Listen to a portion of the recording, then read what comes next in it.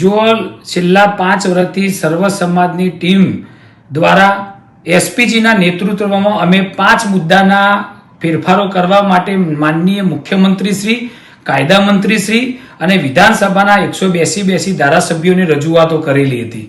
આ રજૂઆતોના સંદર્ભે આજે 400 થી વધારે જ્ઞાતિએ સમર્થન આપ્યું, 500 થી વધારે સરપંચોએ સમર્થન આપ્યું, 500 થી વધારે સહકારી મંડળીઓ સમર્થન આપ્યું. લાખો લોકોના સમર્થન બાદ આજે જ્યારે માનનીય ઉપમુખ્યમંત્રી હર્ષભાઈ સંઘવીએ જે કાયદામાં સુધારો કરવાની વાત કરી છે એ મને તો ગળે જ બેસતી નથી. કારણ કે એમને એવું કહ્યું છે કે દીકરા દીકરીના લગ્નની જાણ માતા પિતાને વોટ્સઅપ કે સોશિયલ મીડિયાના માધ્યમથી કરવામાં આવશે અને 30 દિવસની અંદર કંઈ પણ વધા અરજી હશે તો એના માટે તમે વધુ અરજી રજૂ કરી શકશો. વધા અરજી રજૂ કરવાની વાત કરો છો તો તમે દીકરીના લગ્ન તો તમે કહ્યું કે ચલો તલાટીના ભાઈથી લઈને મામલતદાર કે કલેક્ટરને સોંપવામાં આવશે અને તમારે 30 દિવસમાં મેરેજ રજીસ્ટર કરવામાં આવશે.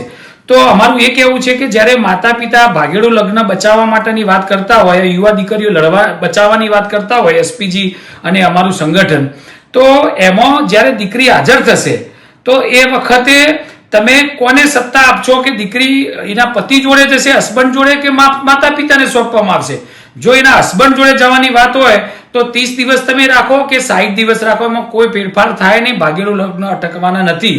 પણ જો માતા પિતાને સોંપવામાં આવે એવો કાયદો સ્પષ્ટતા કરવામાં આવે તો માતા પિતા 30 દિવસની અંદર સામેના જે યુવક છે, જે દીકરો છે, એની તમામ માહિતી અને બધું સમજાવીને દીકરીને સમજાવે અને એમાં જો યોગ્ય હોય તો તમે 30 દિવસમાં લગ્ન જે નિયમ લાવો છો એ યોગ્ય છે.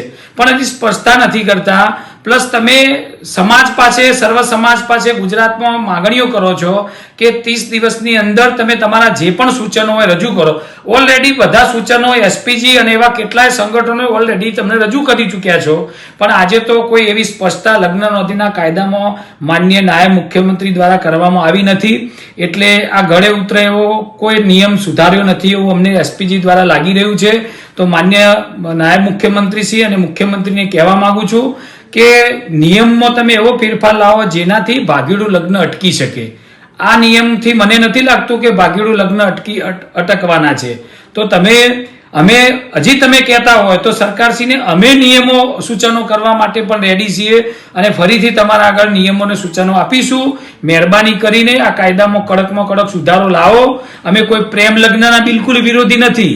પ્રેમ તમે ગમે તે જ્ઞાતિ, ગમે તે સમાજમાં કરી શકો છો, પણ એવો કાયદો મજબૂત બનાવો કે જેટલા પણ ખોટા લોકો, ખોટા દસ્તાવેજો, મૈત્રી કરાર, આવા બધા જે ખોટા કાયદા છે ને જેનાથી ઘર સંસાર વેર વિખેર થઈ જાય છે, એવા કાયદા તાત્કાલિક એવા મજબૂત કરો જેના કારણે ઘર સંસાર બચી જાય અને સમાજ વચ્ચેનો જે વરમનેસ અને ઝઘડા થતા હોય અટકી શકે.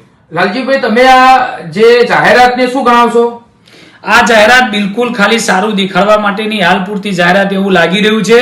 આ જાહેરાત ઉપર અમને સર્વ જ્ઞાતિને કે કોઈને આ જાહેરાત ઉપર વિશ્વાસ નથી.